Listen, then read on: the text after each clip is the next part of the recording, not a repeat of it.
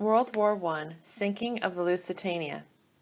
The sinking of the Lusitania was an important event in World War I. The death of so many innocent civilians at the hands of the Germans galvanized American support for entering the war, which eventually turned the tide in favor of the Allies. What was the Lusitania? The Lusitania was a British luxury cruise ship. At one point in 1907, it held the title as the largest ship in the world. It mostly traveled across the Atlantic Ocean between Britain and the United States, carrying passengers and cargo. The ship was 787 feet long and could carry 3,048 passengers and crew. Leading up to the attack, World War I had begun in 1914. On the Western Front, the British and the French were fighting against the advancing Germans. New supplies for the war effort were transported using shipping lanes around Britain. At first, the Germans tried to gain control of the shipping lanes using their navy, but the British managed to keep the German navy in check.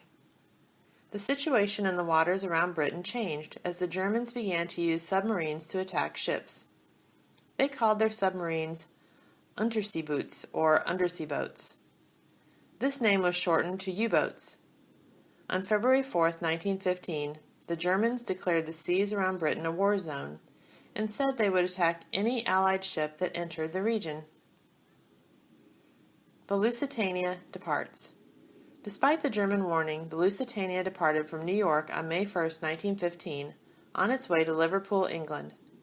The German embassy even took out an advertisement in many of the U.S. papers warning people that the ship may be attacked when it entered British waters.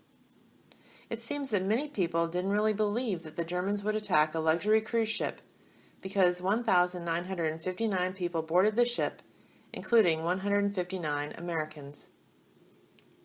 The Germans attack. On May 7, 1915, the Lusitania was approaching the coast of Ireland. The voyage was almost over, but it had reached its most dangerous point.